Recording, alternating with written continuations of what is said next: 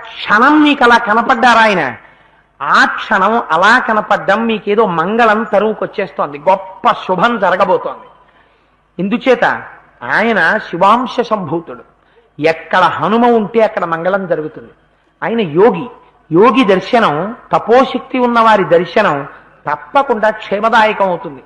అలా వెడుతుంటే అయ్యో రేపు పొద్దున్న పిల్లలు దర్శనం చెయ్యగలరో చెయ్యలేరో అని మహానుభావుడు ఋషి, ఆయన రుణం ఎలా తీర్చుకుంటాం? ఆయన మానసికంగా ప్రదక్షిణం చేసి హనుమకి, వెళ్ళిపోతున్న హనుమకి వాల్మీకి మహర్షి ఆయన చుట్టూ తిరిగి మన్ని కూడా వెడుతున్న హనుమ చుట్టూ చెయ్యి పట్టుకు తిప్పిస్తారు శ్లోకాలతో. ఎలా తిప్పుతారో తెలుసా అండి? తస్య విద్యుత్ ప్రభాకారం వాయుమార్గానుసారిణం నయనేవి ప్రకాశే తే పర్వతస్థా వివానలౌ. ఇలా ఉన్నప్పుడు స్వామి హనుమ బంగారు రంగులో ఇలా వచ్చేస్తున్నారనుకోండి, ఒక దివ్యమైన శక్తి ఇచ్చి మహర్షి మనకు ఆయనకి ఎదురుగుండా వెళ్ళేలా అవకాశం ఇచ్చారనుకోండి, ఇలా ఎదురుగుండా వెళ్ళి నిలబడగానే ముందు మనకేం కనపడతాయి? ఆయన నేత్రములు కనపడతాయి. నేత్రములు పసుపచ్చటి రంగులో మెరిసిపోతూ, దూరంగా చీకట్లో కొండ మీద 2 నెగళ్ళు మండుతున్నాయి అనుకోండి. ఎంత చీకట్లో మీరు వెడుతున్న రాత్రి 8 గంటలకి శ్రీశైలం ఘాట్ రోడ్లో బస్సు ఎక్కుతున్నారనుకోండి, కొండ మీద 2 మంటలు మండుతున్నాయనుకోండి, పసుపు ఎరుపు రంగులతోటి 2 మంటలు అంత చీకట్లో ఎంత స్పష్టంగా కనబడతాయో, ముందు నుంచి చూస్తుంటే ఆయన 2 కన్నులు అంత స్పష్టంగా కనపడుతున్నాయిట. ముఖం నాసికయా తస్యా తామ్రయా తామ్రమా బభౌ సంధ్యాయా సమభిస్పృష్టం యదా తత్సూర్యమండలం. ఆ ముఖం ఎంత తేజోవంతంగా ఉందో చూడండి. సూర్యమండలం ఎలా ఉంటుందో అలా వెలిగిపోతోందట ముఖం. ఎర్రటి పగడాల ముద్దలాంటి నోరుక, ఆ ముక్కు మెరిసిపోతూ ఆ ముక్కు నోటితో ఉన్నటువంటి ముఖమండలం కనపడిందిట. దానికి నమస్కారం చేసి స్వామి వేగంతో వచ్చేస్తున్నారు. మీరేం చేస్తారు? అమ్మో వచ్చేసారు స్వామిని, ఇలా పక్కకి తప్పుకోవాలి, లేకపోతే వరుసాపాతయామాస జీభూత విమమారుత వక్షస్థలంతో కొట్టేస్తారు ఆయన. ముందు ఇటు పక్కకి తప్పుకున్నారు. తప్పుకునేటప్పటికీ పర్వతాకారంతో ఇలా పక్కకు వచ్చారు. మీ పక్కకి వచ్చి ఇలా నిలబడి చూస్తే ఈ వెనక నుంచి పైకి లేచినటువంటి వాలం బయలుదేరే ముందు దాన్ని ఇంద్రధ్వజం నిలబెట్టినట్టు నిలబెట్టారు. అది ఇలా లేచి ఇలా శిరస్సుకి తగులుతోంది. తగులుతుంటే ఆకాశంలో ఇంద్రధనస్సుందా అన్నట్టుగా ఇటు పక్క నుంచి చూస్తే ఉన్నారట. స్వామి అలా ముందుకు వెళ్ళిపోయారనుకోండి, మీరు గభాల అటు తిరిగి వెనక్కి చూస్తారుగా, చూస్తే బ్రద్దలైనటువంటి జేగురు పర్వతం ఎలా ఉంటుందో అలా ఉంది ఆయన పృష్ఠభాగం ఎర్రగా. అటువంటి స్వరూపంతో స్వామి వెళ్ళిపోతున్నారట. వెళ్ళిపోతుంటే ఆయన తొడల వేగానికి తిమి నక్క జుషా కూర్మా దృశ్యంతే వివృతాస్తథా వస్త్రాపకర్షకేణేవా శరీరాన్ని శరీరినా. ఒక వ్యక్తి రాత్రి నిద్రపోతుంటే, రాత్రి ఏ వేసం కాలంలోనో డాబా మీద పడుకున్నాడు అనుకోండి, మబ్బులేసి పెద్ద గాలి వచ్చి ఒంటి మీద ఉన్నటువంటి వస్త్రం గాలికి పైకి ఎగిరిపోతే శరీరము లోపల ఉండేటటువంటి అవయవములు కనపడితే ఎంత చిత్రంగా ఉంటుందో, అలా స్వామి హనుమ యొక్క తొడల వేగానికి సముద్రాన్ని చాప చుట్టినట్టు చుట్టేసి పైకి ఎత్తేశారట. ఎత్తేస్తే ఈ నీరు ఆయనకి తగులుతోంది, కింద పడిపోతోంది. మీరు ఒక్కసారి మానసికంగా ఆలోచించండి. ఆయన వెళ్ళిపోతున్నారు, ఏ ప్రదేశాన్ని దాటుతుంటే అక్కడున్న నీటిని పైకెత్తేస్తున్నారు. ఒక్కసారి పైకి లేచి గభేలన పడిపోతోంది ఆ తరంగం. దాని లోపల ఉన్నటువంటి తిమింగలాలు కనపడుతున్నాయిట, తాబేళ్లు కనపడుతున్నాయిట, చేపలు కనపడుతున్నాయిట, రాక్షసులు కనపడుతున్నారట. ఒక్కసారి నీరంతా ఆవిరైపోయి వెలుతురు వచ్చేసింది. వాళ్ళు తెల్లబోయారు, ఇదేంటే నీళ్ళని ఎగిరిపోయాయని. మళ్ళీ వచ్చి నీటి తరంగం పెద్దది పడిపోయింది, మళ్ళీ ఆ నీటిలో ఉండిపోయాట. అలా నీటినంతటినీ తన తొడలతో పైకెత్తుతూ తీసుకెళ్లిపోతున్నారట. ఒక్కొక్కసారి మేఘాల్లోకి వెళ్ళిపోతున్నారట, ఒక్కొక్కసారి మేఘాల్లోంచి బయటికి వస్తున్నారట. మనం ఏదో సాయంకాలం వేళ పౌర్ణమి నాడు అలా బాల్కనీలో కూర్చుంటే పున్నమి చంద్రుడు మబ్బుల్లోకి వెళ్ళి బయటికి వస్తున్నాడంటాం. ఆయనేం వెళ్ళి రాడు, మేఘాలే వచ్చి వెళ్ళిపోతుంటాయి. వెళ్ళిపోతుంటే చంద్రుడు గబగబా గబగబా మేఘాల్లోకి వెళ్ళి బయటకు వచ్చేస్తున్నట్టు కనబడుతుంటుంది. అలా ఆయన కూడా మబ్బుల్లోకి వెళ్ళి మబ్బుల్లోంచి బయటకు వచ్చేస్తూ వెళ్ళిపోతున్నారట. చిత్రం ఏమిటంటే మేఘాలు ఏ ధ్వని చెయ్యలేదుట ఆ రోజున. కానీ ఇలా పెట్టి ఆయన వెళ్ళిపోతున్నారేమో, వెళ్ళిపోతుంటే ఆయన బాహుమూలములంటే సంకల్లోంచి గాలి వెళ్ళిపోయింది. అంత వేగంగా ఆయన వెళ్ళిపోతుంటే బాహుమూలముల్లోంచి వెళ్ళిపోయినటువంటి గాలికి ఇరుకులోంచి ఎడుతోందేమో, పెద్ద ధ్వని చేసిందిట గాలి. అది వింటే ఎలా ఉందంటేట మేఘాలే పెద్ద శబ్దం చేస్తున్నాయేమో అని అనిపించిందిట. ఏకకాలమునందు సూర్యుడు చంద్రుడు ఇద్దరు ఆకాశంలోకి వచ్చేసి పక్క నిలబడిపోయారనుకోండి, మనకి ఎలా ఉంటుంది నిజంగా? ఇదేమిట్రా, ఇటు పక్క సూర్యుడు ఇటు పక్క చంద్రుడు ఇద్దరు కనబడుతున్నారు ఆకాశంలో తెల్లమో. అలా ఉన్నాయిట ఆయన రెండు నేత్రాలు. ఏమిట్రా ఈ విచిత్రం? రామార్థం వనరార్థం చకీర్షం కర్మదుష్కరం సముద్రస్య పరంపారం దృష్టాత్వం ప్రాప్తుమిచ్చతి. ఏం వెళ్ళిపోతున్నారు రా మహానుభావుడు సముద్ర లంఘనం చేసి అని ఎక్కడెక్కడి ప్రాణులు, ఎక్కడెక్కడి ఋషులు, ఎక్కడెక్కడి దేవతలు అందరూ వచ్చి ఆకాశంలో నిలబడిపోయారట. నిలబడిపోయి చూస్తుంటే ఉత్తర దిక్కు నుంచి బయలుదేరినటువంటి తోక చుక్క దక్షిణ దిక్కున పడిపోతున్నట్టు వెళ్ళిపోతున్నారట. అంటే ఇప్పుడు ఆ తోక చుక్క దక్షిణాన లంక మీద పడిపోతే ఎవరికి అరిష్టం? లంక నాశనం అయిపోతుంది. అందుకని అలా వెళ్ళిపోతున్నారట మహానుభావుడు. అంత వేగంతో ఆయన వెళ్ళిపోతుంటే కిందనున్నటువంటి సముద్రుడు చూశాట. సాగరం చూసి ఒక మాట అనుకుంది, అయ్యో పైన వెడుతున్నవాడు మహానుభావుడు స్వామి హనుమ వెడుతున్నారు అని. అహం ఇక్ష్వాకునాథేన సగరేణ ప్రవర్తిత ఇక్ష్వాకు సచివశ్చాయం నవసీదితుమర్హతి. ఇక్ష్వాకు వంశంలో పుట్టినటువంటి సగర చక్రవర్తి యొక్క కుమారులైన 60,000 మంది సగరులు భూమిని గోతులు పెట్టి తవ్వేస్తే ఆ గోతులలోకి వచ్చి నిలబడిపోయినటువంటి నీటి చేత సాగరములు ఏర్పడ్డాయి. మీరు విన్నారు కదా బాలకాండలో.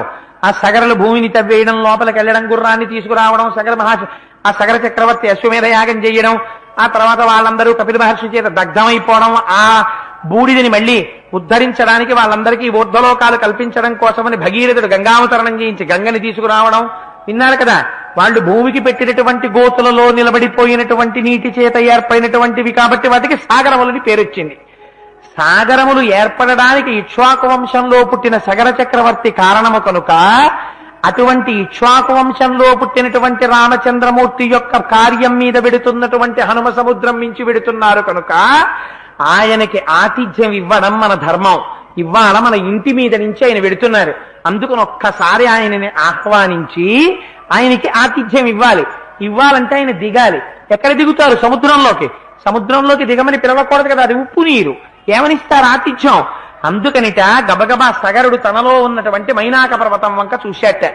అది బంగారు పర్వత శిఖరములతో ఉంటుంది, బంగారు శిఖరములతో ఉంటుంది. పిలిచి ఒక మాట చెప్పాడు, ఊర్ధ్వమూల మధశ్చైవ శక్తిస్తే శైలవద్ధతం పాతాళస్య ప్రమేయస్య ద్వారమావృత్య తిష్టసి. నిన్ను దేవేంద్రుడు ఎందుకు అడ్డంగా పారేశాడో తెలుసా? పాతాళలోకంలో ఉండేటటువంటి రాక్షసులు అప్పుడప్పుడు సముద్ర మార్గంగా భూమి మీదకి వస్తూ ఉండేవారు. అలా రాకుండా చెయ్యడం కోసమని పాతాళానికి ఉన్నటువంటి పెద్ద రంధ్రానికి అడ్డంగా పడింది మైనాక పర్వతం. పడితే భలే పడిందిరా, ఇంకా కింద వాళ్ళు పైకి రారు రాక్షసులను అలా వదిలేశాడు ఇంద్రుడు. అందుకని నువ్వు అప్పటి నుంచి ఆ రంధ్రానికి అడ్డంగా పడ్డావు. కానీ నీకో శక్తి ఉంది. తిర్యగూర్ధ మదశ్చైవ శక్తిస్తే శైలవర్ధితం. నువ్వు పైకి వెళ్ళగలవు, కిందకి రాగలవు, పక్కలకి పెరగగలవు. నువ్వు ఇవ్వాల ఆతిథ్యం ఇవ్వాలి స్వామి హనుమకి. అందుకని ఒక్కసారి నీ శిఖరాలతో పైకి లే సముద్రంలోంచి. ఆ శిఖరాల మీద ఆయన దిగుతారు. కర్తవ్యమృతం కార్యం సదాం మన్యుముదీరయేత్. మహాత్ములైనటువంటి వారికి కోపం ఎప్పుడు వస్తుందో తెలుసా? చెయ్యవలసినటువంటి పని చెయ్యవలసిన సమయంలో చెయ్యకపోతే ఆగ్రహం వస్తుంది. మహానుభావుడు ఆయన పెడుతున్నారు. ఇప్పుడు ఆయన్ని స్వాగతం పలకాలి, ఆతిథ్యం ఇవ్వాలి. ఇప్పుడు నువ్వు ఊరుకుంటే నిన్ను క్షమించడు. అందుచేత ఒక్కసారి పైకి లే అన్నారట. అనేటప్పటికీ ఆ మైనాక పర్వత శిఖరాలు సముద్రంలోంచి పైకొచ్చేటప్పటికి దర్శయామాస శృంగాణి సాగరేణ నియోజిత శాతకుంభమయైర్ దివ్యైర్ సకిన్నర మహోరగై. అవి బంగారు శిఖరాలు. చిత్రం ఏమిటంటే సూర్యకిరణాలు ఆ బంగారు శిఖరాల మీద పడ్డాయిట. అప్పటి వరకు లేవు అవి పైకి, ఇప్పుడు పైకొచ్చాయి. ఎప్పుడైతే బంగారు శిఖరాల మీద సూర్యకిరణాలు పడ్డాయో ప్రతిఫలించి ఎర్రటి కాంతి వచ్చి ఆకాశం అంతా కప్పేసింది. కప్పేటప్పటికీ శిఖరాల్ని చూశారట స్వామి హనుమ. ఓహో, ఇప్పటి వరకు కనపడలేదురా, ఇప్పుడు చూసేటప్పటికీ ఏవో బంగారు శిఖరాలు పైకొస్తున్నాయిరా.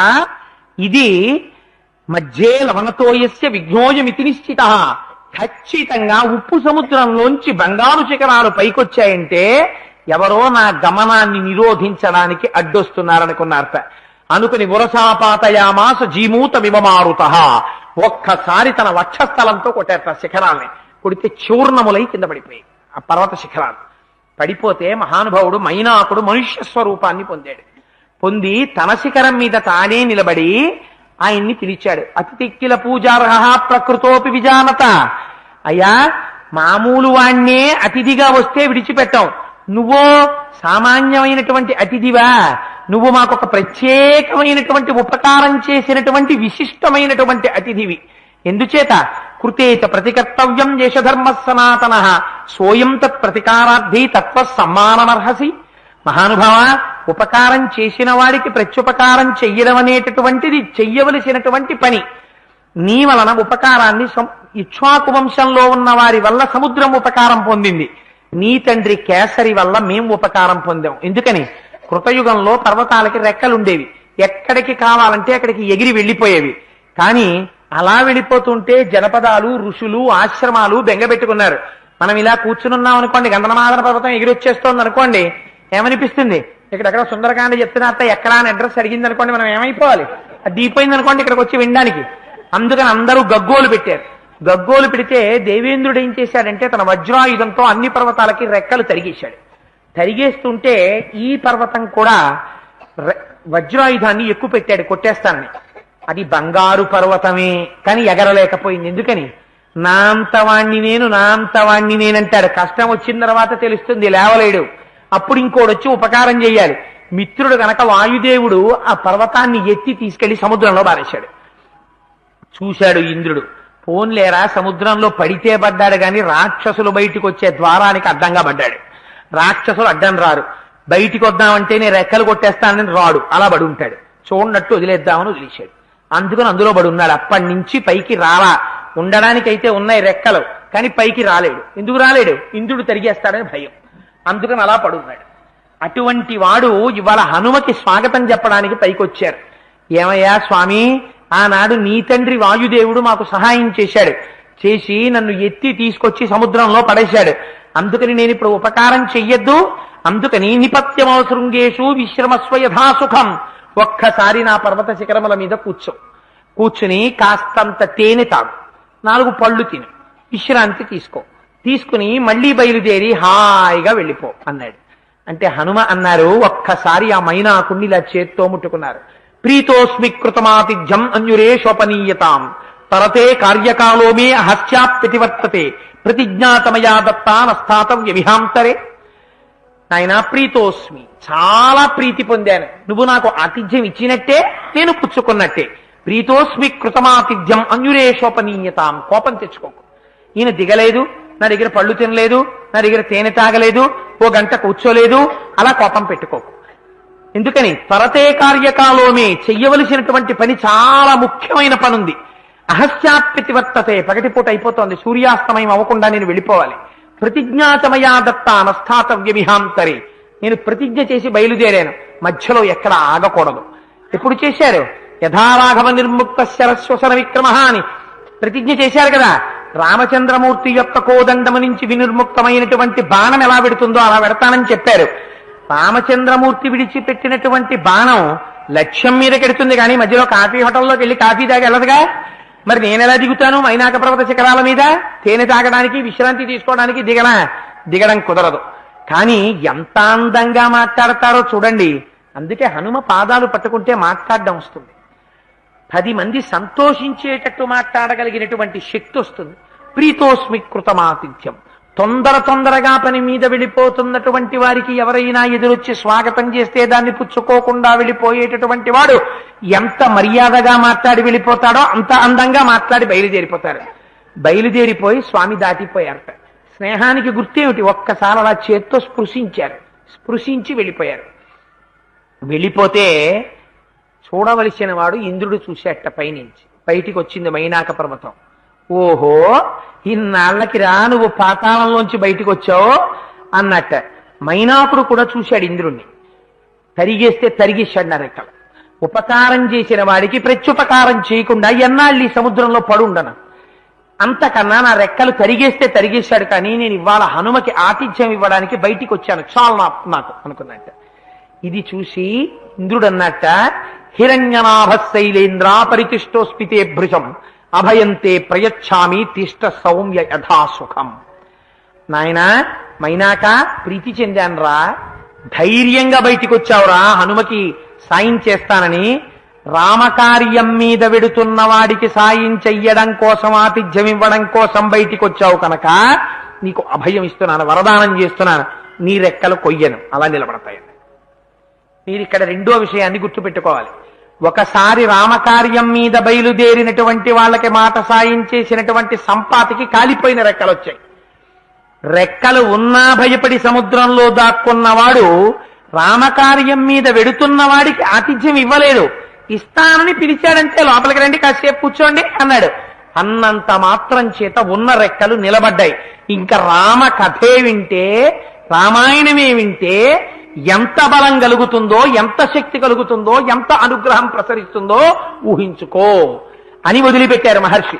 అని అందుకని హిరణ్యనాభశైలేంద్ర పరితిష్టోస్మితే భృశం అభయంతే ప్రయచ్ఛామి తిష్ట సౌమ్య యథాసుఖం అని ఇంద్రుడు అభయం ఇచ్చాడు.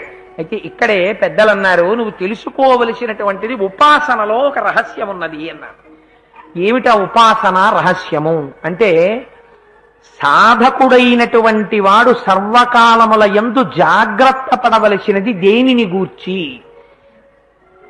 అహంకారము పొటమరించకుండా చూసుకుంటూ ఉండాలి.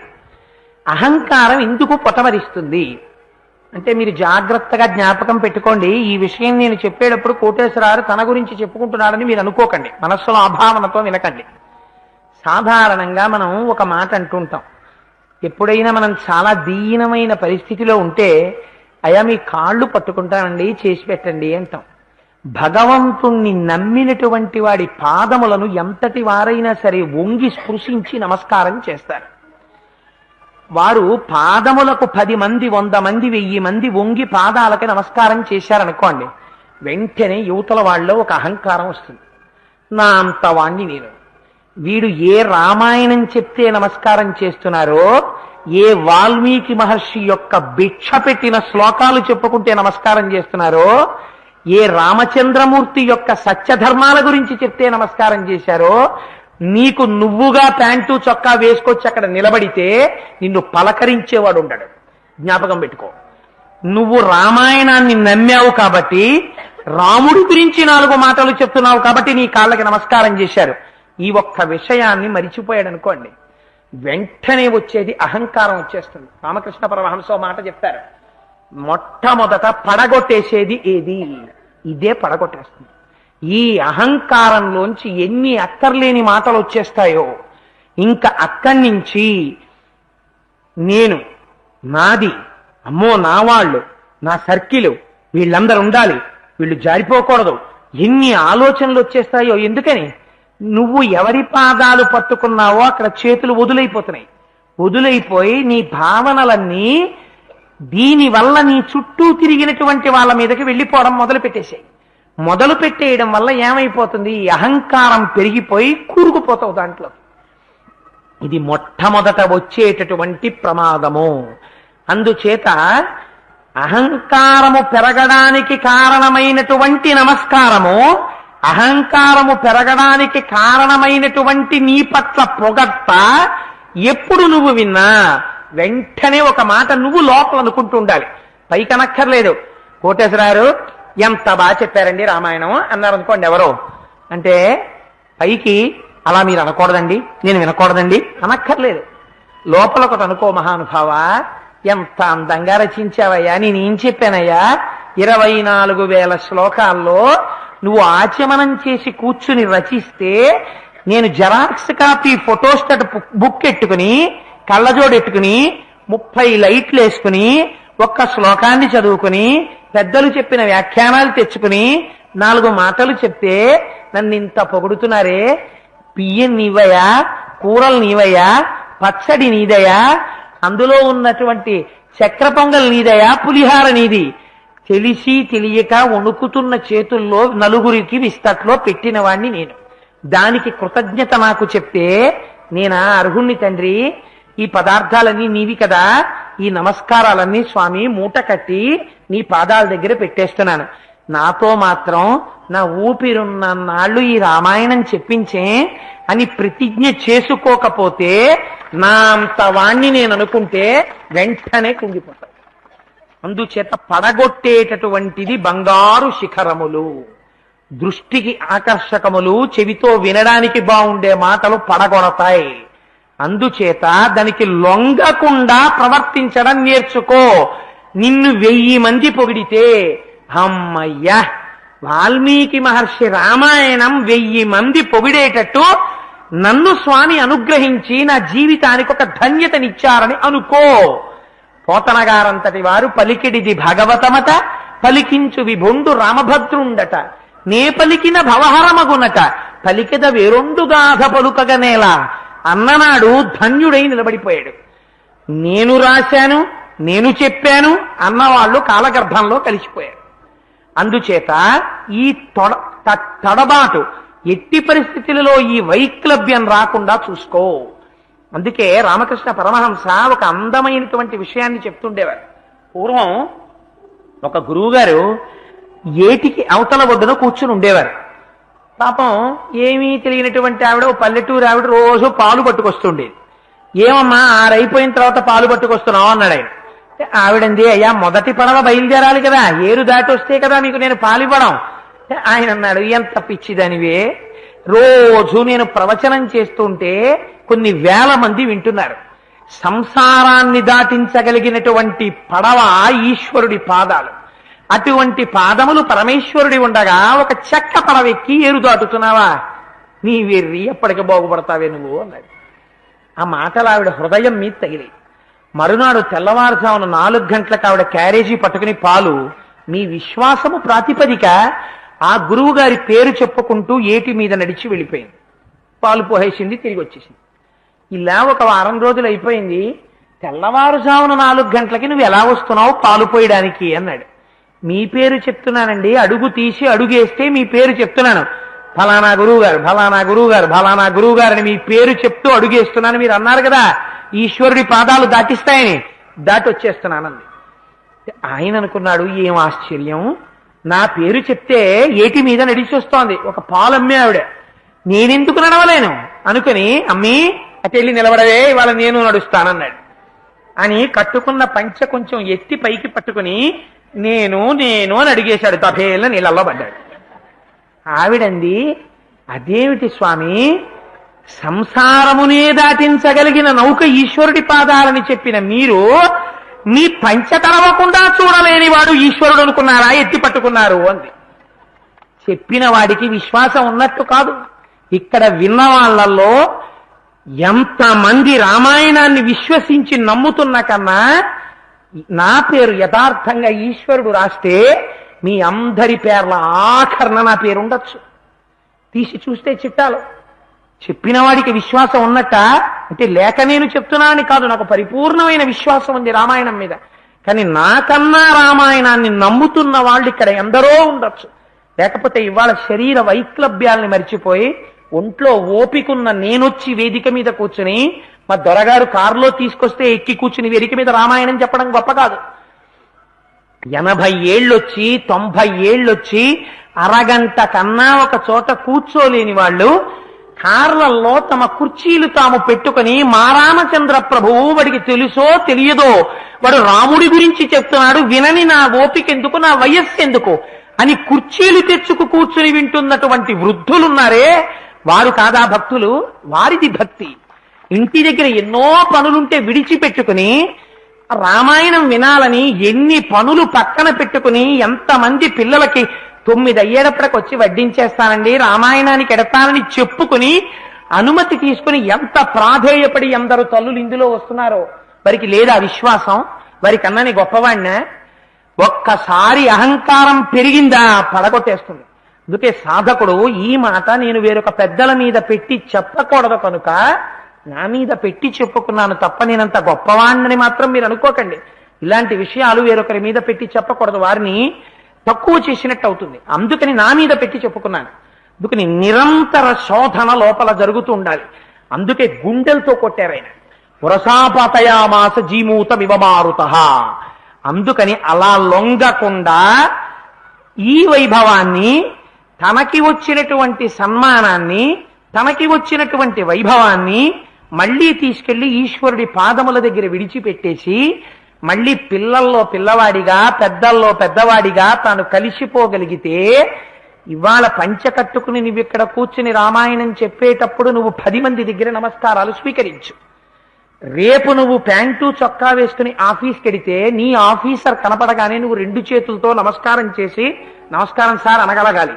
అలా అనలేకపోతే నీకు రామాయణం చెప్పేటటువంటి అర్హత లేదు. ఎందుచేత అంటే ఇక్కడ నువ్వు ఉపన్యాసం చెప్తున్నావు, ఆఫీస్కి వెళ్ళినప్పుడు నీ పై అధికారి ఆయన విష్ణువాంశతో ఉన్నాడు, ఆయనకి నువ్వు నమస్కారం చేయాలి. దీన్ని తీసుకెళ్లి అక్కడ కలగాపలకం చేసినా, ఇక్కడ ఉపన్యాసం చెప్తూ ఆఫీసర్ గారిని చూడగానే నేను లేచి నిలబడిపోయాను అనుకోండి, అది దోషమే. ఇక్కడ నువ్వు కూర్చున్నప్పుడు నువ్వు ఈశ్వర సంబంధమైన మాట మాట్లాడుతున్నావు. ఎంత గొప్పవారు వచ్చి కూర్చున్నా ఈశ్వర సంబంధంలో పరివ్రాజకులైతే తప్ప ఇంకా వారి గురించి నీ ఉపన్యాసంలో ప్రత్యేక ప్రస్తావన అక్కర్లేదు. ఈశ్వరుడే గొప్పవాడు అంతే, నువ్వు దానికే కట్టుబడి మాట్లాడాలి.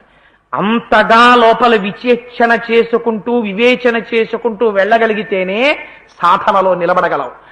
లేకపోతే రామకృష్ణ పరమహంస ఒక మాట అంటారు, వాళ్ళ ఆవేశం ఆపుకోలేక నేను అనేస్తున్నాను, కానీ ఋషులు రాసిన వాంగ్మయాన్ని, శంకర భగవత్పాదుల వంటి పెద్దలు చెప్పుకున్న విషయాల్ని నీకు ఏమి హక్కుందని నువ్వు తెచ్చి నువ్వు చెప్పి ఆత్మోద్ధరణం పొందవలసిన వాణ్ణి వెలకట్టి అమ్ముకుని వేదికల మీద సన్మానాల కోసం నీ అంత నువ్వుగా బజార్న పడి అడిగి సన్మానం చేయించుకుంటే నీ ఒంటికున్న అందాన్ని విటులకి అడ్డుపెట్టి పడుపు కూడు సంపాదించుకున్న వ్యభిచారివి కావా అని అడిగారు రామకృష్ణ పరమహంస.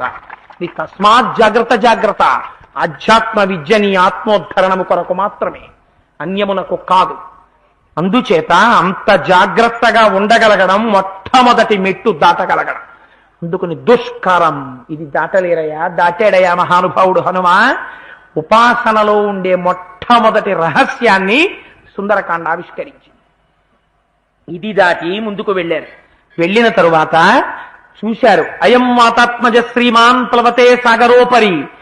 అమ్మా నాగమాత, సురస, దాక్షాయణి చూశావా తల్లి వచ్చేస్తున్నారు హనుమ సాగరం మీద. ఒక్కసారి హనుమాన్నామ తస్యత్వం ముహూర్తం విఘ్నమాచర, నువ్వు ఒక పెద్ద రాక్షసి వేషంలో వెళ్ళి అడ్డంగా నిలబడి మింగేస్తానని భయపెట్టి ఆయనకి ఈ దర్శన సామర్థ్యాన్ని తగ్గిపోతుందేమో పరీక్ష చెయ్యమ్మా అన్నారు. దేవతలు ఈ మాట అనొచ్చా? ఎందుకు అటువంటి ప్రతిబంధకాలు ఆయనకి కల్పించడం? అంటే గురువులైనటువంటి వారు, పెద్దలైనటువంటి వారు రేపొద్దున్న లంకాపట్టణానికి వెళ్ళిన తరువాత తన బుద్ధితో ఎన్నో విషయాల యందు నెగ్గుకు రావాలి. చిన్నతనంలో పిల్లవాడు, ఇంత చిన్న పిల్లవాడు ఉంటాడు, 3 నెలల పిల్లాడు, అమ్మకి ఎంత ఇష్టమో ఆ పిల్లాడు. ఆ పిల్లవాడికి కానీ చిన్న చీపురు పుల్లు ఇలా గీరుకుంటే తనకి కత్తి కోసుకున్నట్టు బాధపడుతుంది అమ్మ. అటువంటి తల్లి ప్రయత్నపూర్వకంగా పిల్లవాడిని డాక్టర్ గారి దగ్గరికి తీసుకెళ్లి, అయ్యా డాక్టర్ గారు మా అబ్బాయికి టీబీ రాకుండా ఇంజెక్షన్ చెయ్యండి అంటుంది. టీకా వేస్తాడు డాక్టర్ గారు, వ్యాక్సినేషన్ చేస్తాడు. డాక్టర్ గారి కోపమా? తెల్లగా మెరిసిపోతున్న పిల్లాడు ఒంట్లో ఏ అనారోగ్యం లేనివాడిని పట్టుకుని వాడి ఒంట్లోకి టీబీ క్రిమిని ఎక్కిస్తాడు. వ్యాక్సినేషన్ అంటే ఏమిటి? టీకా వేయడం అంటే టీబీకి కారకమైనటువంటి క్రిమి ఏది ఉంటుందో దాన్ని చాలా తక్కువ పాలనలో మీలోకి ప్రవేశపెడతారు. ప్రవేశపెడితే పిల్లాడికి ఏమవుతుంది? జ్వరం వస్తుంది. జ్వరం వస్తే డాక్టర్ గారు ముందే చెప్తారమ్మా, 2 రోజులు జ్వరం వస్తుందమ్మా, బెంగ పెట్టుకోకండి అంటారు. జ్వరం వచ్చేస్తుంది. పిల్లాడు బాధగా కుయ్యో కుయ్యో కుయ్యోమని ఏడుస్తుంటాడు. అమ్మకి బాధ కలుగుతుంది జ్వరం వచ్చిందని. కానీ మరి ఎందుకు వేయించినట్టు ఇంజక్షన్? హాయిగా ఆడుకుంటున్న పిల్లాడికి ఎందుకు జ్వరం వచ్చేట్టు ఇంజక్షన్ వేయించడం? ఎందుకు టీకా వేయించడం? అంటే ఇప్పుడు 2 రోజులు వాడు బాధపడినా రేపటి రోజున వాడికి ఏ 35-40 ఏళ్ల వయస్సు మధ్యలోనో టీబీ వచ్చి వాడి ఊపిరితిత్తులు పాడైపోయి వాడు అకాల మృత్యువుకి గురి కాకుండా ఉండడం కోసం 2 రోజుల జ్వరంతో అమ్మ దీర్ఘమైనటువంటి జబ్బు నుండి తప్పించడానికి ప్రయత్నం చేసినట్టు నాగమాత సురసని అడ్డుపెట్టి హనుమలో ఉన్న బుద్ధి బలాన్ని ఆవిష్కరింపచేసి ఆయన బుద్ధికి పదును పెట్టి రాటు తేల్చారు దేవతలు. అందుకని సురస వచ్చింది. వచ్చి ఆవిడంది, నాయనా అహం త్వాం భక్షయిష్యామి ప్రవిషేద మామాననం. ఇదో చిత్రమైన మాట. నేను తింటానబ్బాయి, నా నోట్లో దూరు అంది. నేను తినాలి అనుకుంటే నేను వెళ్ళి అక్కడ కూర్చుని ఓ యాపిల్ పండునో చాకుతోనో దేంతోనో కోసుకుని తినాలి. అంతేకాని ఓ యాపిల్ పండా మేము నిన్ను తినాలనుకుంటున్నాం, మీరు మా నోటిలో ప్రవేశించండి అంటావా? అనం. కానీ సురస అలా మాట్లాడింది. అందులోనే తెలిసిపోతుంది తినేసే ఉద్దేశం లేదు. ఏమిటి ఆవిడ ఉద్దేశ్యం? కేవలం ఆయన బుద్ధి బలాన్ని పరీక్ష చేయడం. నాకు దేవతలిచ్చిన ఆహారం అయ్యా నువ్వు, ఒక్కసారి నా నోట్లోకి రా, మింగుతానని.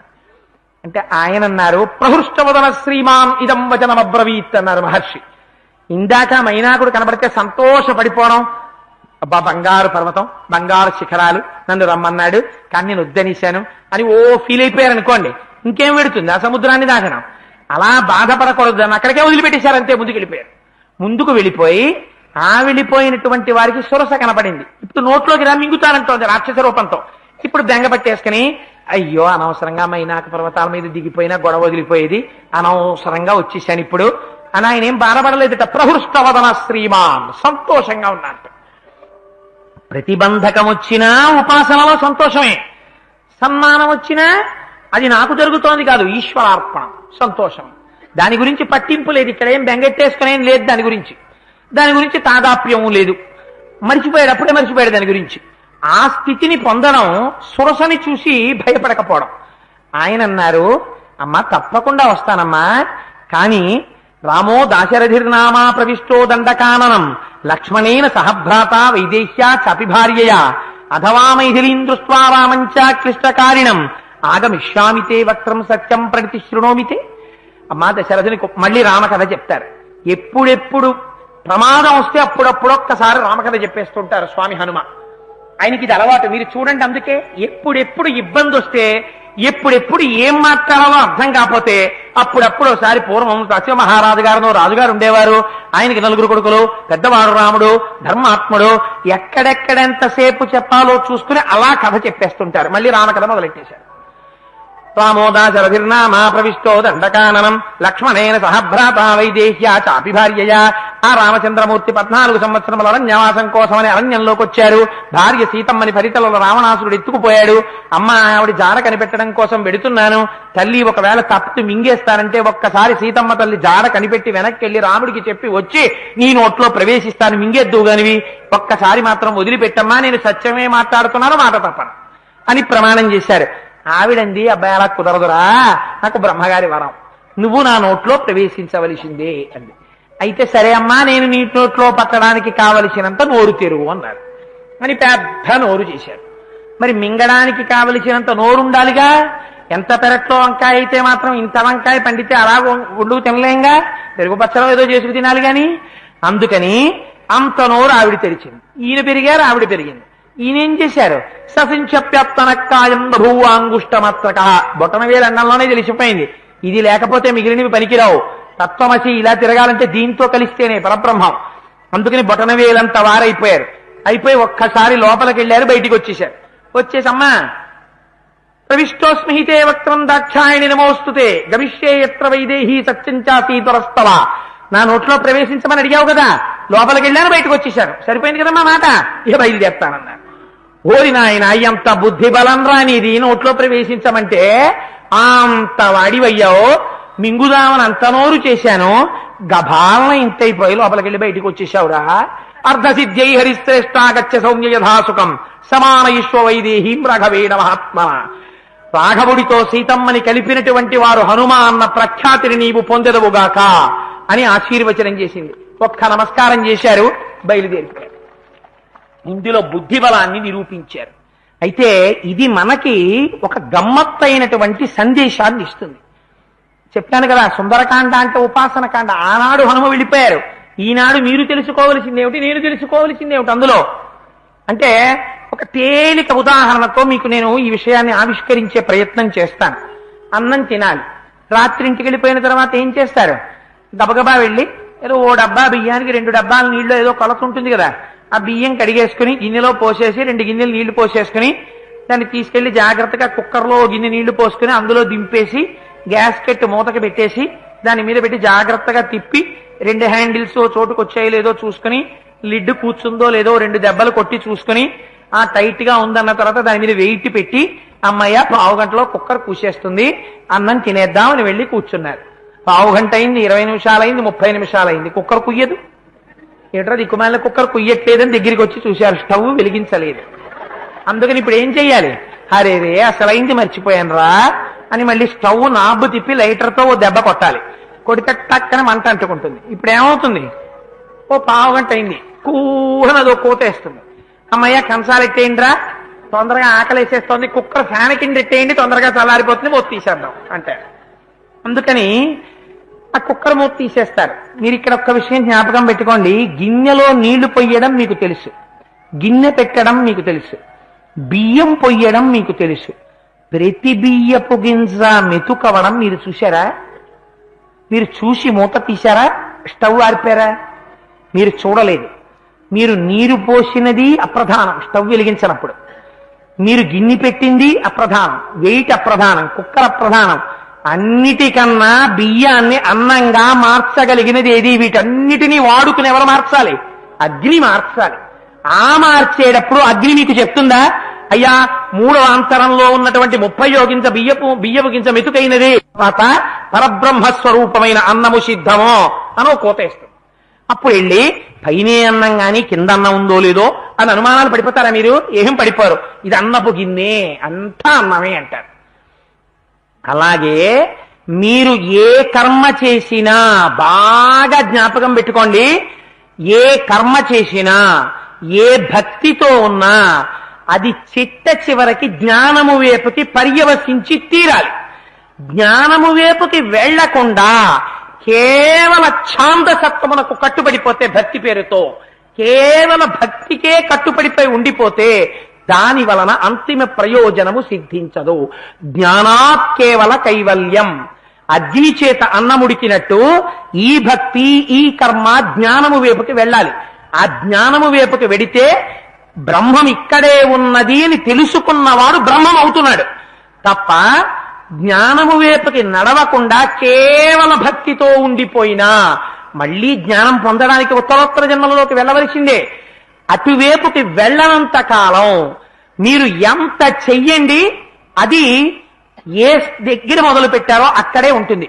కాశీ వెడదామని చెప్పి రైలు అయితే మాత్రం ఇలా నడుస్తోంది కదండి, మా ఇంట్లో ఉయ్యాల ఎక్కుతాను, మీరు 24 గంటలు సూపర్ ఫాస్ట్ ఎక్కి కాశీ వెళ్ళిపోతే నేను మా ఇంట్లో ఉయ్యాలెక్కి కాశీ వెళ్ళిపోతాను అని మీ వీడు 24 గంటలు తొడలన్నీ ఆ తాళ్ళకి చారికలు పడిపోతున్నా ఉయ్యాల ఎక్కి కూర్చుని పొద్దున్న 7 గంటలకు ఎక్కినవాడు అందులోనే డబ్బా తినేసి ఆ క్యారేజీలోనే మంచినీళ్లు తాగే, ఆ పాపం ఉయ్యాల్లో కూర్చుని మంచినీళ్లు తాగేసి వాడు రాత్రి 12 గంటలకి ఫోన్ వచ్చి కాశీలో దిగాను రా అన్నాక మీరు ఉయ్యాల్లో దిగారనుకోండి, మీరు ఎక్కడ ఉంటారు? మీ ఇంట్లోనే ఉంటారు. ప్రయాణం చేయలేదా? పొద్దున్నుంచి చేస్తూనే ఉన్నారు. కళ్ళు తిరగడానికి పనికి వస్తుంది అంతే ప్రయాణం తప్ప ఒక్క గజం ప్రయాణం జరగదు. ఎందుకు జరగదు? వెళ్ళవలసిన వైపుకి కన్ను తెరుచుకోలేదు. మీకు ఒక్క ఉదాహరణ చెప్తాను.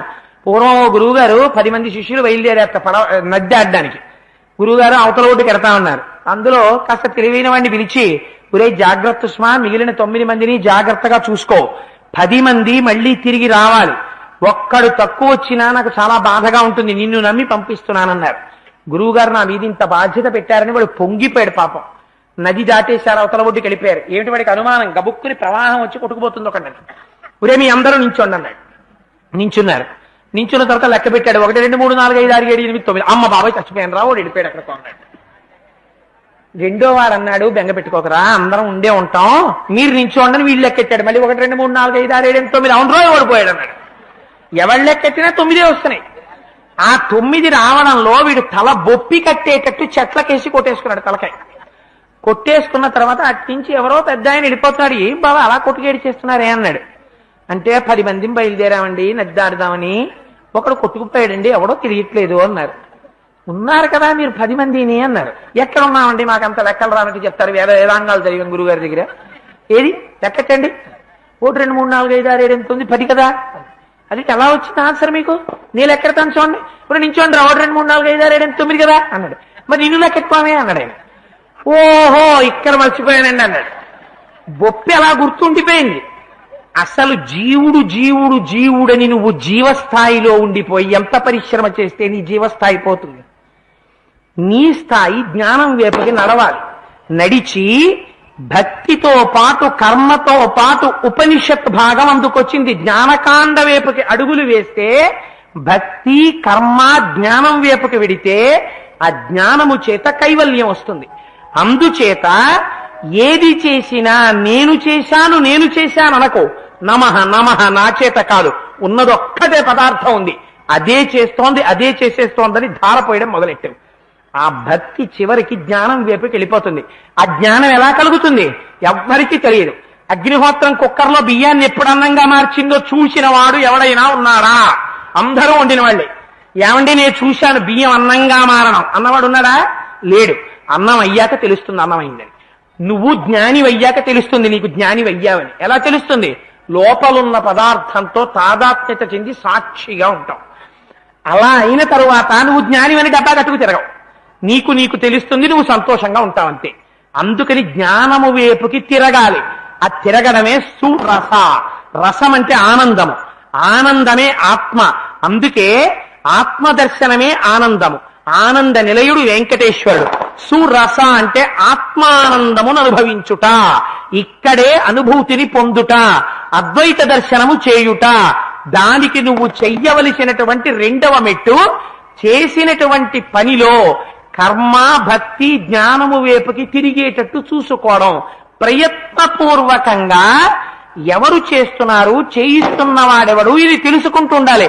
చెయ్యి కదులుతోంది, చెయ్యిని కదలమని చెప్పిన వాడెవరు? బుద్ధి. ఈ బుద్ధి వెనకాల ఉండి చెప్తున్నవాడెవరు? ఆత్మ. ఆ ఆత్మ నేను. చెయ్యి నేను కాదు, చెయ్యి కదలిక నేను కాను. కదలమని చెప్తున్నవాడు, కదిలిస్తున్నవాడు, ఆజ్ఞనిస్తున్నవాడు ఎవడు చూస్తున్నాడో, ఎవడు తెలుసుకుంటున్నాడో. ఇలా చూసేటప్పటికి ఇది నా భార్య అని తెలుసుకుంటున్నాను. అలా తెలుసుకుంటున్న జ్ఞానం ఏదో అది నేను తప్ప ఇది శరీరం నేను కాదు, ఈ కన్ను నేను కాదు, చూస్తున్న కన్ను కాదు, చూస్తున్న కన్ను చూసిన వస్తువుని ఫలానాని గుర్తుపడుతున్న జ్ఞానం నేను అని ఆ జ్ఞానముతో నువ్వు తాదాత్మ్యత చెందితే జ్ఞానిగా నిలబడిపోతావు, సాక్షిగా నిలబడిపోతావు.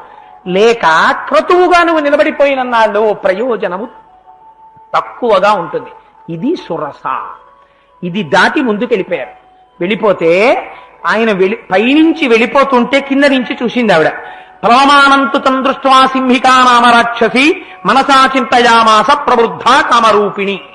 ఆవిడ కామరూపిణి సముద్రంలో ఉంది. పైనుంచి స్వామి హనుమ వెళ్ళిపోతున్నారు. ఆవిడికి నీడ పట్టి లాగేసేటటువంటి శక్తి ఉంది. ఎన్నాళ్ళకి దొరికిందిరా, మంచి ఆహారం దొరికింది అనుకుని నీడ పట్టి లాగేస్తోంది. ఆయన గమనం తగ్గిపోతోంది. చూశారు స్వామి, ఓహో ఏమిరా నా గమనం తగ్గుతోందనుకున్నారు. ఊర్ధ్వమూల మదశ్చైవ అని ఒక్కసారి తదృష్ట్వా ఆ కిందకి చూసేటప్పటికీ సుగ్రీవుడు చెప్పినటువంటి మాటలు జ్ఞాపకానికి వచ్చాయి. దక్షిణ సముద్రం నుంచి వెళ్లిపోయేటప్పుడు నీడ పట్టి లాగేసేటటువంటి రాక్షసున్నది అని చెప్పాడు. ఓహో ఇది సింహికనమాట అనుకున్నారు. వక్త్రం ప్రసారయామాసా పాతాళాంతర సన్నిభం. ఈయన పెద్ద శరీరం పెంచారు, మింగుదామని అది పెద్ద శరీరం పెంచింది. ఒక్కసారి మర్మస్థానాన్ని చూశారు, గుండెలు కనపడ్డాయి. మళ్ళీ ఒక్కసారి ససించప్యత్తనక్కాజం బభూవాంగుష్టమత్రక, మళ్ళీ చిన్నవారైపోయారు, లోపలికి వెళ్ళారు. ఒక్కసారి ఆ గుండెకాయని పట్టుకుని తెంపేశారు, బయటకు వచ్చేశారు. గిలగిలా తన్నుకుని సింహిక మరణించింది. ఈవిడ ఆడదే, ఆవిడ ఆడదే. ఆవిడ దగ్గర నమస్కారం చేశారు, ఈవిడ దగ్గర చంపేశారు. ఇక్కడ మీరు చాలా జాగ్రత్తగా జ్ఞాపకం పెట్టుకోవలసినటువంటిది సింహిక. సింహిక కథని నేను ఓహో వర్ణించి చెప్పేసి అది ఇంత నోరు తెరిచింది, హనుమంత అయిపోయారు. ఎందుకు అదంతా? లోపలికి వెళ్ళారు, బయటికి వచ్చారు, మర్మస్థానాన్ని చంపేశారు, చాలు. మనం తెలుసుకోవలసినది ఏది? మీరొక్కటి జ్ఞాపకం పెట్టుకోండి. ఈశ్వరుడు ఇంద్రియములను ఇచ్చాడు. వాటితో పాటు జగత్తు యందు వస్తువులుగా కొన్ని కనపడుతుంటాయి. మీరు దేవాలయానికి బయలుదేరితే దేవాలయం ఒకటే కనపడదు. దేవాలయానికి వెళ్ళేటప్పుడు మార్గమధ్యంలో ఈ కంటితో చూడకూడనటువంటి అనేకానేకమైనటువంటి షాపులు కనపడతాయి. అవి ఇంకా సంఖ్య పెంచుకోవచ్చని రోజు రోజుకి అనుమతిస్తున్నటువంటి మీద ఇంకా ఎక్కువ కనపడతాయి. అయితే అది అక్కడ ఉంటుందని నువ్వు ఇక్కడి నుంచి కళ్ళు మూసుకుని గుడి కడతావా? నేను భక్తుడినండి, నా కంటితో చూడను నేను అసలు అని ఇంకా తేట తెల్లంగా చెప్పాలనుకోండి, ఒక మద్యం విక్రయించేటటువంటి ఒక దుకాణం ఉంది అక్కడ. మీరు దాని ముందు నుంచి దేవాలయానికి వెళ్ళాలి. నేను పరమభక్తుండండి, నా కంటితో నేను అక్కడ మద్యం అమ్మే దుకాణం చూడను అని నువ్వు ఇలా కళ్ళు మూసుకుని, అయ్యా గుడి వచ్చిన తర్వాత కొంచెం చెప్పండి బాబా అక్కడ దుకాణం ఉంది కాస్త చెయ్యట్టుకు తీసుకెళ్ళండి గుడి వరకు అంటావా? అనవు. మీకు ఇంకా తేలికగా చెప్పాలంటే సూపర్ మార్కెట్లోకి నేను వెడతాను, మంచి పెద్ద జుత్తున్నవాడు వెడతాడు. నేను షాంపూ కొనుక్కోవాల్సిన అవసరం నాకేమిటి? కొబ్బరి నూనె తీశాను, నాకు అక్కర్లేదు. ఓ బట్టబుర్రో బోడిగుండో ఉందనుకోండి, వెంకటాచలం వెళ్ళొచ్చాననుకోండి, నాకెందుకు నూనె సీసా? నాకు అక్కర్లేదు. కానీ బాగా బట్టబుర్ర ఉన్నటువంటి ఆయన ఉన్నాడనుకోండి, ఆయన షాంపూ ప్యాకెట్ కొనుక్కుంటాడా? మంచి వాసన నూనె కొనుక్కుంటాడా? ఆయన కొనుక్కోడు.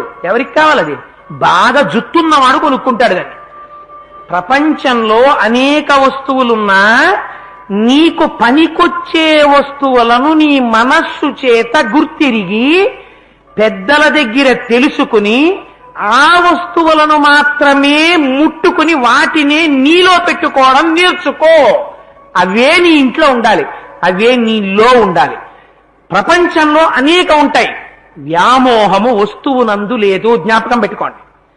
A liquor shop is not a burden to you as long as you are not inclining to get into it. మీరు వైన్ షాప్ లోకి వెళ్ళడానికి మీరు విముఖులైనంత కాలం వైన్ షాప్ మిమ్మల్ని ఏం చేయదు.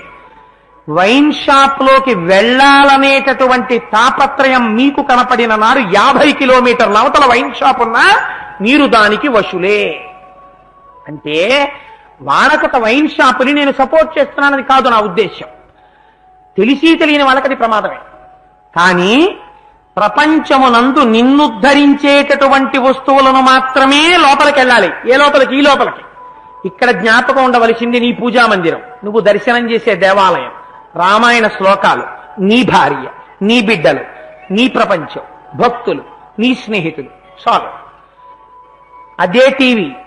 మంచి ఛానల్స్ వస్తాయి, దిక్కుమాలిన ఛానల్స్ వస్తాయి. నీ సంస్కారం బట్టి నీ టీవీ ఛానల్ ఆపరేట్ అవుతుంది. నీ సంస్కారం లేకపోతే నీ ఇంట్లో టీవీ పనికి మాలిన ఛానల్సే చూపిస్తుంది. నీకు సంస్కారవంతుడవైతే విసిడిలోంచి ఒకవేళ ఛానల్లో మంచిది రాకపోతే నీకు భక్త జయదేవ, లవకుశ, సంపూర్ణ రామాయణం ఇవే టీవీలో స్క్రీన్ మీద కనపడుతుంటాయి. తప్పు టీవీదా నీదా? టీవీది కాదు, నీది. ఎందుకని? దేన్ని చూడాలి దేన్ని చూడకూడదు నువ్వు నిగ్రహాన్ని కోల్పోయావు. ఇంద్రియాలు ఇచ్చి పరమాత్మ తప్పు కాదు. మరి మాకు భగవంతుడు ఎందుకు ఇచ్చాడండి? మేము ఎందుకు చూడకూడదండి? నీకు బుద్ధి ఇచ్చాడు. యుక్తాయుక్త విచక్షణ చేసి దేన్ని పొందాలో దాన్ని పొంది దేన్ని లోపలికి రానివ్వకూడదో దాన్ని రాకుండా చూసుకోవడం సింహికా భంజనం. మహానుభావుడు దయానంద సరస్వతి మహారాజు డైలాగ్స్ విత్ దయానంద సరస్వతి అని ఆయన్ని ఫారిన్ లో ఇంటర్వ్యూ చేశారు. ఇంటర్వ్యూ చేసినప్పుడు నిజంగా మనస్సు గురించి ఇంద్రియాల గురించి ఆయన మాట్లాడారు. అందుచేత కదా ఆయన దయానంద సరస్వతి అయ్యారు అనిపిస్తుంది. ఎంత అందంగా మాట్లాడతారో మహానుభావుడు. అందుచేత నువ్వు ఒక వస్తువుని ముట్టుకునేటప్పుడు, ఒక వస్తువుని చూసేటప్పుడు you sit on judgement table. నువ్వు జడ్జిమెంట్ కూర్చో. నేను పాపమును కొనుక్కుంటున్నానా, పుణ్యమును కొనుక్కుంటున్నానా? ఇది చూడడం చేత పాపాన్ని చేస్తున్నానా, పుణ్యాన్ని చేస్తున్నానా? ఇది వినడం చేత నేను పాపమును పొందుతున్నానా, పుణ్యాన్ని పొందుతున్నానా? నువ్వు మనిషివైతే మానవుడిగా బ్రతకాలనుకుంటే వాల్మీకి మహర్షి ఉన్నటువంటి రామాయణం ప్రకటింపబడినటువంటి దేశంలో పుట్టినవాడనన్న పవిత్రత నీ లోపల ఉంటే కొన్ని వస్తువులను నువ్వు చూడకూడదు, కొన్ని వస్తువులను నువ్వు ముట్టకూడదు. ఇంద్రియములకు సహజం కనుక, చూడడం దాని ధర్మం కనుక, అగ్నిహోత్రం వెళ్ళిపోతున్నప్పుడు చీపురు కట్టని కాల్చేస్తుంది, చాటని కాల్చేస్తుంది, అడ్డొచ్చిన భగవద్గీత పుస్తకాన్ని కాల్చేస్తుంది. కాల్చడం దాని ధర్మం. నువ్వు వెళ్ళిపోతున్నప్పుడు నీ కన్ను అనేక వాటి మీద పడుతుంది. ఎన్నిటి మీద పడినా నీ లోపల మాత్రం కదలిక రాకూడదు. చూడకూడంది చూశానని నువ్వు ఎన్నడూ ఉద్రేకపడకూడదు. లక్ష్మణమూర్తి తారని చూడలా? ఉదాసీనుడుగా నిలబడిన లక్ష్మణుడిలా నిలబడగలగడం సింహికా భంజనం. అలా నిలబడగలిగితే సింహికని భంజించినట్టు, హనుమ స్థాయిని పొందినట్టు. అందుకని ఈ 4 మనకి జీవితంలో ఉపాసన మార్గాన్ని నేర్పుతాయి. అవే ధృతి, దృష్టి, మతి, దాక్ష్యము. ఈ 4టిని సాధించిన వారై మహానుభావుడు 100 యోజనముల సముద్రాన్ని దాటి ఆ దక్షిణ దిక్కునున్న తీరం మీద దిగారు. తతస్సలంబస్య గిరే సమృద్ధే విచిత్రకూటే నిపపాతకూటే, లంబగిరి అనేటటువంటి గిరి మీద దిగారు. అక్కడ దిగి లంకా పట్టణాన్ని చూడడం ప్రారంభం చేస్తారు. దాని గొప్పతనం ఏమిటో రేపటి రోజున ఆవిష్కరిస్తాను. నిన్నటి రోజున పూర్తి చేస్తూ మనం ఒక మాట అనుకున్నాం. స్వామి హనుమ ఆ 100 యోజనముల సముద్రాన్ని గడచి దక్షిణ దిక్కున బయలుదేరినటువంటి వారు ఉత్తర దిక్కుకి చేరుకున్నారు. ఆ ఉత్తర దిక్కున ఉన్నటువంటి తతస్థలంబస్య గిరే సమృద్ధే విచిత్రకూటే నిపపాతకూటే అని చిత్ర విచిత్రమైనటువంటి లక్షణములు కలిగినటువంటి ఆ లంబగిరి మీద దిగారు. దిగి అక్కడ అనుకుంటారు. ఒక్కసారి సముద్రం వంక చూస్తారు. చూసి 100 యోజనముల సముద్రమా నేను గడిచి వచ్చింది, రామచంద్రమూర్తి యొక్క కృప ఉండాలి కానీ, వారి అనుగ్రహం ఉండాలి కానీ, ఇలాంటి యోజనములు ఎన్ని వేల యోజనములైనా దాటొస్తాను అన్నారు. ఉండవలసినటువంటి ధృతిని చూపిస్తున్నారు. మనిషికి ప్రధానంగా ఉండవలసినటువంటి పట్టుదల అది ఉండాలి. ఎంతసేపు పూజ చేసుకోండి, ఆ పూజ మీకు బరువు అయిపోకూడదు. అయ్యి బాబోయ్ బాబోయ్ వచ్చేస్తోంది శనివారం, రేపు తెల్లారకట్ట రావాలి, మహాప్రభో పూజ చేసుకోవాలి, అదో అలవాటు పెట్టేసుకున్నాను అని ముందు రోజు రాత్రి నుంచి బెంగెట్టేసుకుని, గురువారం వస్తోందంటే ఇంక శనివారం వచ్చేస్తోందని బెంగెట్టుకుని, ఆదివారం వస్తే తెల్లారితే సోమవారం వచ్చేస్తోందని బెంగెట్టుకుని, అలా బెంగెట్టేసుకున్న పూజ కాదు. తెల్లవారుతోంది, అమ్మయ్య పూజ చేసుకోవచ్చు అని పరవశించిపోయి చేసుకున్న పూజ. అంతసేపు చేసిన తర్వాత లేచి వచ్చేసి, ఇవాళ 2 గంటలైందా, 2 నిమిషాల్లో ఉందండి, అలా దొల్లిపోయింది. నిజంగా స్తోత్రాలు చదువుతుంటే, ఇవాళ పుష్పార్చన చేస్తుంటే మనస్సు పరవశించిపోయింది నిజంగాను అన్న అనుభూతి పొందితే శరీరము యొక్క కష్టం తెలియదు. కానీ మనం ఎలా ప్రారంభం చేస్తామంటే, ముందు మనకి జ్ఞాపకం వచ్చేది ఏది అనగానే పూజ అనేటప్పటికీ అంతసేపు కూర్చోగలమా అన్న ప్రశ్నతో ప్రారంభమైపోతుంది. అక్కడే ఇబ్బంది అంతా ప్రారంభమవుతుంది. నిజం కూడా ఒక వయస్సు దాటిపోయిన తర్వాత అటువంటి వారు అలా బాధపడ్డారు అంటే అందులో న్యాయం కూడా ఉంది. ఎందుకంటే ఇంకా ఆ స్థాయిలో వారికి శరీరం సహకరించదు. కానీ ఒంట్లో ఓపిక ఉన్నప్పుడు మాత్రం, అందుకే పెద్దలు అంటారు, ఒక మాట చెప్తారు, 7 రోజులు అలాంటి పూజ పెట్టుకోకు. అలా పెట్టుకుంటే ఏమవుతుందంటే అది మీకు బరువు అయిపోతుంది కొన్నాళ్ళకి. మొదట్లో చాలా సరదాగా ఉంటుంది. ప్రతిరోజు 2 గంటలు పూజ చేసుకోమంటే అబ్బాయి ఎంత సరదాగా ఉందోనండి అని ఎన్నాళ్ళు చేస్తాననుకుంటున్నారు. నేను ఒక యథార్థమైన మాట చెప్తున్నాను. ఓ 2 వారాలు చేస్తాడు, 3 వారాలు చేస్తాడు. ఆ తర్వాత అసలు పూజా మందిరంలోకి వెళ్ళడం మానేస్తాడు. ఎందుకు వెళ్ళడు అంటే వాడికి బరువు అయిపోయింది. అందుకే విశేష పూజ చేసుకోవడానికి 1 రోజో 2 రోజులో నిర్ణయించుకోవాలి. మిగిలిన రోజులు లఘువైనటువంటి పూజ చెయ్యాలి. మనస్సును ఎక్కువగా భగవంతుడి దగ్గర తిప్పాలి. అది అలవాటు పడాలి. అది అలవాటు పడితే ఆ తిరగడం అలవాటైంది కాబట్టి విశేష పూజ రోజున సమర్థతతో లోపలికెడుతుంది. అందుకని స్వామి నిరూపిస్తున్నారు. 100 యోజనముల సముద్రాన్ని దాటి ఈవలి ఒడ్డుకొచ్చి ఒక్కసారి అనుకున్నారు, అబ్బాయి ఏమి 100 యోజనముల సముద్రమా నేను గడచి వచ్చింది, ఎంత తేలిగ్గా వచ్చాను, రామచంద్ర ప్రభువు యొక్క అనుగ్రహం ఉండాలి కానీ ఇలాంటి 100లు ఎన్నైనా గడచి నేను దాటగలను అనుకున్నారు. అనుకుని సంతోషించారు. అక్కడ ఒక మాట చెప్తారు మహర్షి, ధృతి, దృష్టి, మతి, దాక్ష్యం స్వకర్మసు నసీదతి అన్నారు. ఈ 4 హనుమయందుండడం కాదు, అంతా అయిపోయిన తర్వాత ఒక్క మాట వేశారు. సుందరకాండ ప్రథమ సర్గ అయిపోయిన తరువాత మీరు జీవితంలో అండర్లైన్ చేసి పెట్టుకోవలసినటువంటి వాక్యాల్లో వాక్యం ఒకటి ఇది. ధృతి, దృష్టి, మతి, దాక్ష్యం స్వకర్మసు నసీదతి.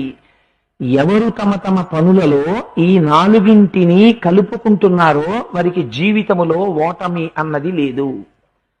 ఏమిటిట? ధృతి వదలకూడదు, దృష్టి వదలకూడదు, మతి వదలకూడదు, దాక్ష్యము వదలకూడదు. మహర్షి ఎంత అందంగా మాట్లాడతారండి. నిజంగా మన జీవితానికి బంగారు సోపానాలు నిర్మిస్తారు ఒక తండ్రిలా. ఎంత అందంగా అంటారంటే, ధృతి పట్టుదల ఉండాలి. ఆ పట్టుదల ఏదో ఉద్రేకంలో ఆవేశంలో ఒక మాట అనేయడం కాదు. యుక్తాయుక్త విచక్షణతో ఆలోచించి అంత శరీరాన్ని పెంచిన మహానుభావుడు భూమి మించి ఎగరకుండా మహేంద్రగిరి పర్వత శిఖరముల మించి ఎగిరి, ఆ ఎగిరే ముందు మళ్ళీ ఒక్కసారి దక్షిణ దిక్కుకు ప్రయాణం చేసే ముందు తూర్పు దిక్కుకు తిరిగి నమస్కారం చేసి ఎంత బుద్ధి బలాన్ని చూపించారు. 1కి 10 మాటలు ఆలోచన నడుస్తూనే ఉంటుంది. మార్గం ఆలోకయందూరాదుర్ధం ప్రణిహితే క్షణ రురోధ హృదయే ప్రాణాన్ ఆకాశం అవలోకయన్. జీవితంలో ఏ వయస్సులో ఏ సమయంలో ఎప్పుడు ఏ ఆలోచన రావాలో ఆ ఆలోచన రాకపోయినా, ఆ ఆలోచనతో నిర్ణయం చెయ్యకపోయినా తదనంతర జీవితం అంతా ముళ్ళు పరిచినటువంటి చెయ్యలాగే ఉంటుంది. అందుకని ఒక స్థాయిలో నీ అంత నువ్వు ఆలోచించి ఒక నిర్ణయానికి రాగలగాలి. ఆ నిర్ణయం పట్టుదలతో కూడినదై ఉండాలి. దృష్టి అంటే మంచి బుద్ధితో ఆలోచించగలిగినటువంటి సమర్థత ఉండాలి. అందుకే మైనాకుణ్ణి నిరసించగలిగారు ఆయన. మైనాక నిరసనమే దృష్టి. అంటే దేనికి లొంగకుండా అవి అప్పటికి నిన్ను ప్రలోభ పెట్టేలా కనపడచ్చు, లేదా అప్పటికి నిన్ను సంతోషపెట్టినట్టు కనపడచ్చు, కానీ నువ్వు దానికి లొంగకూడదు. రెండవది దృష్టి దాటిన తరువాత మతి అంటే బుద్ధితో నిర్ణయించవలసినది. సురస యొక్క నోటిలోకి ప్రవేశించవలసి వచ్చింది. ఎంత జాగ్రత్తగా ప్రవేశించారో చూడండి. బొటనవేలంత అయ్యారు, లోపలికెళ్ళారు, బయటికి వచ్చేశారు. అందుకని దర్శన సామర్థ్యమునందు ఆ శక్తి ఉండాలి. బుద్ధితో వివేచన చేసి సర్వకాలముల యందు మిగిలిన ప్రాణులకు లేనిది మనుష్యకి ఉన్నది ఒక్క బుద్ధి అదనం. అందుకని ఆ బుద్ధితో తరచి నిర్ణయం చేసుకోవాలి. అందుకే పెద్దలు ఒక మాట చెప్తారు, ఆత్మబుద్ధి సుఖం చేయవ, గురుబుద్ధిర్ విశేషత, పరబుద్ధిర్ వినాశాయ, స్త్రీ బుద్ధి ప్రళయాంతక. తాను నిర్ణయం చేసుకునేటప్పుడు ఆత్మబుద్ధి సుఖం చేయవ, ముందు తనకంటూ ఒక ఆలోచన చెయ్యడం నేర్చుకోవాలి. అందుకే ఇప్పుడంటే నశించిపోయింది కానీ ఈ సంప్రదాయం అంతా పూర్వం చిన్నతనంలో పొడుపు కథలని ఉండేవి. పొడుపు కథలని అవి ఎందుకు పనికొస్తాయి అంటే అప్పటికేం తెలిసేది కాదు. పిల్లల్ని కూర్చోపెట్టి వాళ్ళకి రోజు అలవాటైపోయిందే, ఒరే మట్టి పళ్ళెం మీద బంగారు పళ్ళెం, బంగారు పళ్ళెంలో ముత్యాల్లో ఐదుగురు నాట్యకత్తెలు నాట్యం చేస్తున్నారు, ఏమిటో చెప్పు అనేవారు.